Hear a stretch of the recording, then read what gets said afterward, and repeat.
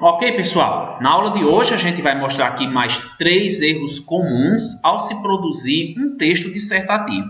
No card a gente tem uma aula que fala sobre 3 erros e hoje a gente dá uma continuidade.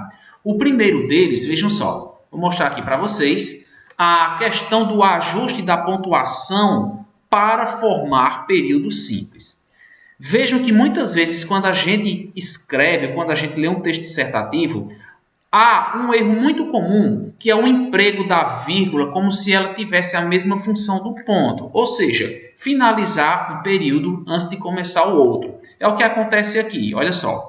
O povo brasileiro adora reclamar da falta de respeito à vida. E aqui nós temos uma vírgula. O povo brasileiro deveria olhar antes para seus defeitos, antes de corrigir o do outro. Então, eu chamo a atenção de vocês para esse sinalzinho aqui. Vejam que onde tinha uma vírgula, eu coloquei agora um ponto. Depois desse ponto, nós começamos com um período composto pela conjunção adversativa no entanto.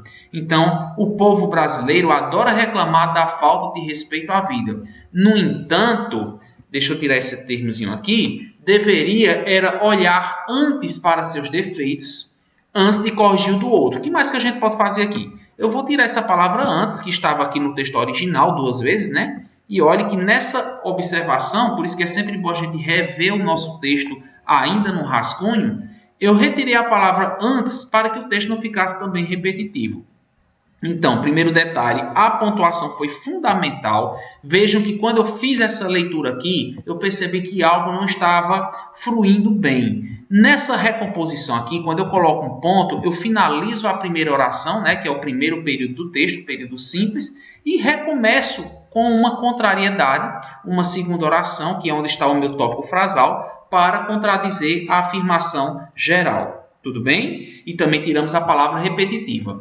Outro problema que eu vou mostrar aqui para vocês é a questão da inserção da pontuação. Nesse caso aqui, eu vou usar uma canetinha. Deixe-me só colocar aqui bem rapidinho. Olha só. Temos culpa dos políticos eleitos não cumprir o que prometem, não somos eu e você que votamos neles. Esse exemplo é bem interessante, porque como ele não apresenta nenhum sinal de pontuação, eu posso entender, até mesmo, dependendo do tipo de pontuação que eu coloque, duas coisas bem diferentes. Primeiro, vamos lá. Temos culpas dos políticos eleitos não cumprirem o que prometem, não. Vamos dizer que eu colocasse aqui um ponto, certo? Temos culpa dos políticos eleitos cumprir o que prometem, não. Somos eu e você que votamos neles? Se eu colocasse aqui uma interrogação.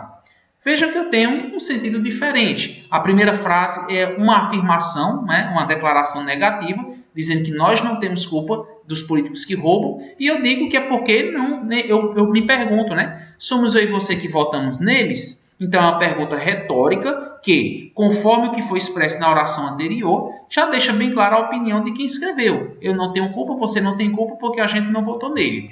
Também posso fazer aqui uma pontuação diferente. Não somos eu e você que votamos neles. Novamente aqui eu posso fazer uma pergunta.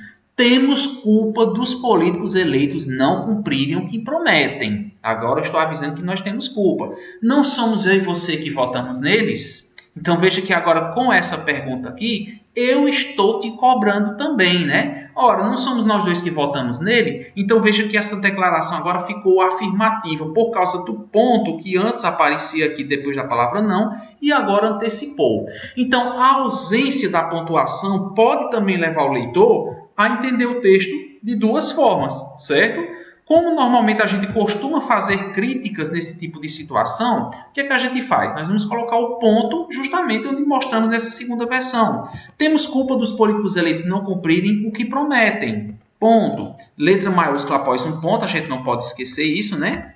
Letra maiúscula. Não somos eu e você que votamos neles? Muito bem. Agora nós fizemos aqui uma pergunta, né? Uma indagação. Vamos agora à questão do pronome relativo.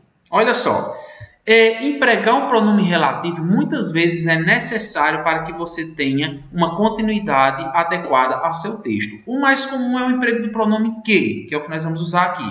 Mas a gente sabe que também tem os pronomes qual, quem e cujo. Vamos ver aqui qual o mais adequado. Assistimos programas infantis na infância. Ponto.